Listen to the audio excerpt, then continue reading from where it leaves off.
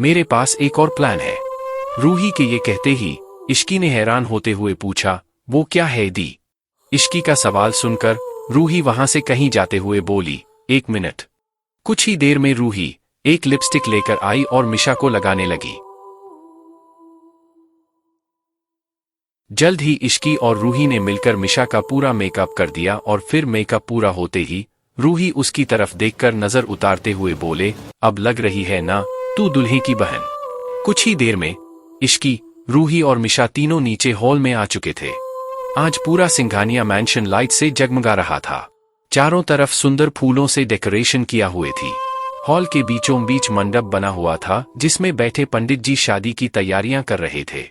इस शादी को अटेंडेड करने के लिए देश के बड़े बड़े लोगों के साथ ही मीडिया वाले भी मौजूद थे। सभी लोग राजवीर की इस सडन शादी की अनाउंसमेंट से पूरी तरह शॉक में थे। यही वजह थी कि आज सभी न्यूज चैनल की हाईलाइट ये शादी ही थी। कोई भी राजवीर सिंघानिया की शादी मिस नहीं करना चाहता था। वहीं दूसरी तरफ इश्की, रूही और मिशा के नीचे आते ही वहां मौजूद सभी लोगों का ध्यान उनकी तरफ खिंचा चला गया। घर वाले तो मिशा के इस अवतार को देखकर शॉक्ड ही हो गए थे, लेकिन बाकी सारे गेस्ट बस इश्की की खूबसूरती को ही देखे जा रहे थे, खासकर लड़के। तभी मिशा के पास एक आदमी आया जिसका नाम अर्नव सिंघानिया था। ये राजवीर के पापा है, जिनकी उम्र 51 है, पर दिखने में वो अभी भी 43 या 44 के ही लगते हैं। अर्नव जी मिशा के पास आकर बोले, क्या बात है?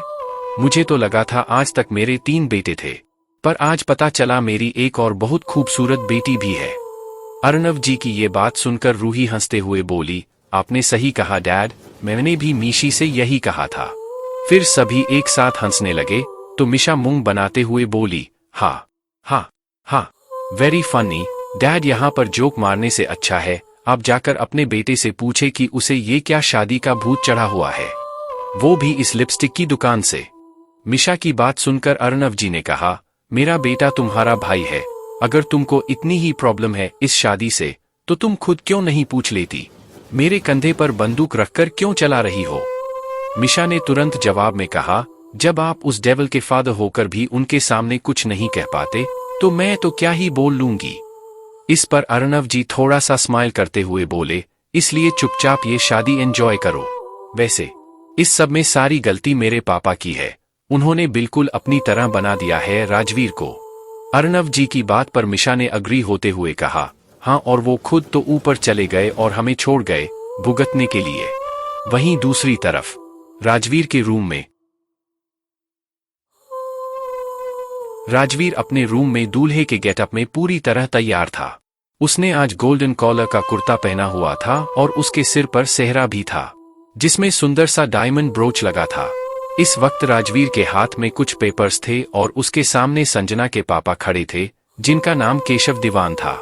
संजना के पापा राजवीर की तरफ देखते हुए बोले, राजवीर, जैसा तुमने कहा था मैंने सारे शेयर्स के ट्रांसफर पेपर पर साइन कर दिए हैं, अब तो इस शादी में कोई प्रॉब्लम नहीं होगी ना? इस पर राजवीर बिना किसी एक्सप्रेशन के बोला, नहीं, अब कोई प्रॉब्लम नहीं होगी, चलिए नीचे चलते हैं। राजवीर का जवाब सुनकर केशव जी ने राहत की सांस ली और बोले, ठीक है चलो। जल्द ही राजवीर सीढ़ियों पर आकर खड़ा हुआ और फिर एक एक करके सीढ़ियों से नीचे उतरने लगा।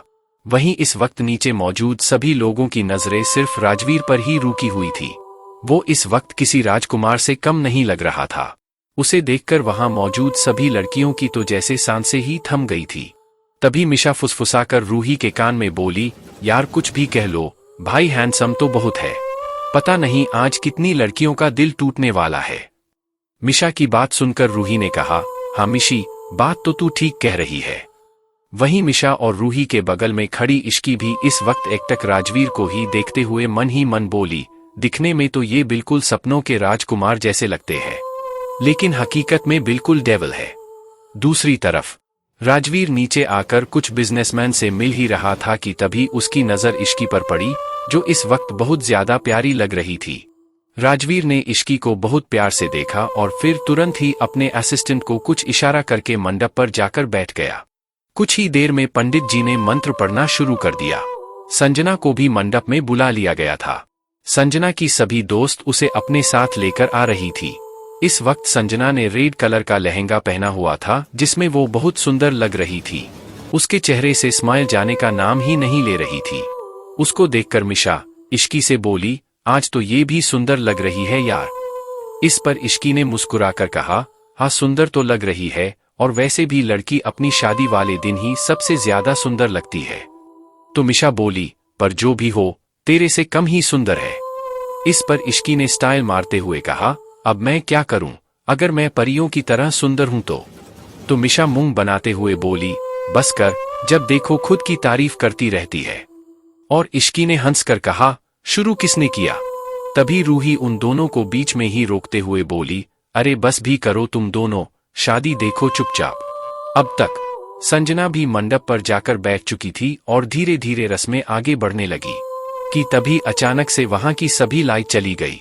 इस अंधेरे में सभी लोगों की आवाजें गूंजना शुरू हो गई।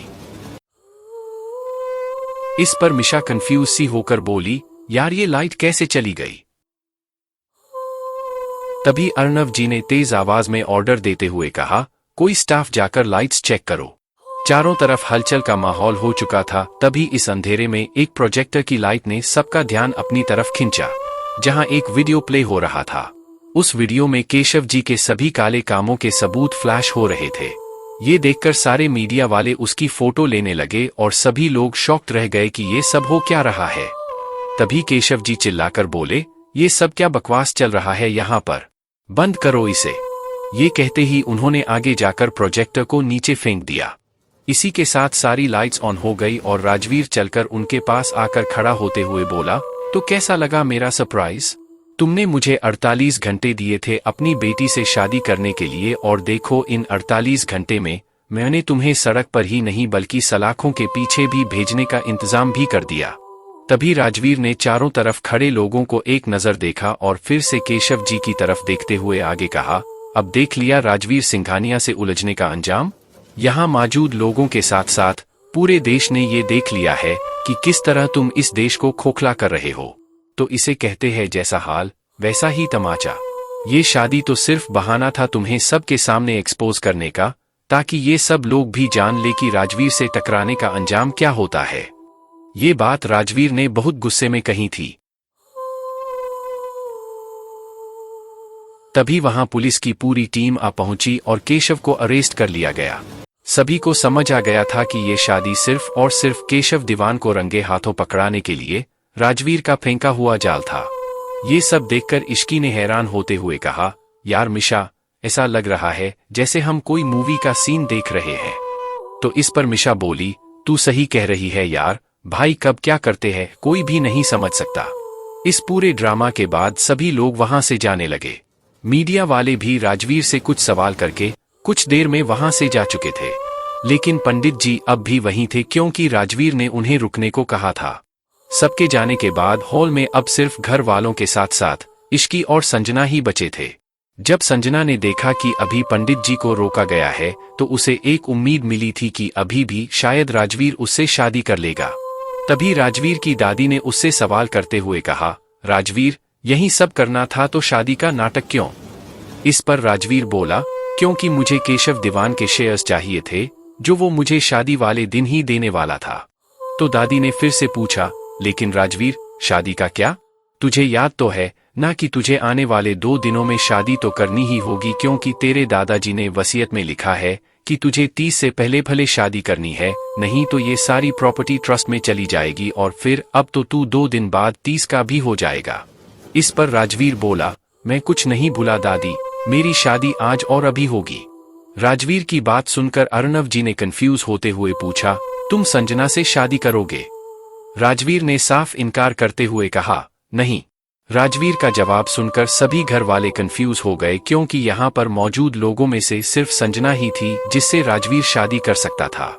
राजवीर के शादी से इनकार करने पर क्या होगा संजना का रिएक्शन, और आखिर किससे करने वाला है राजवीर शादी?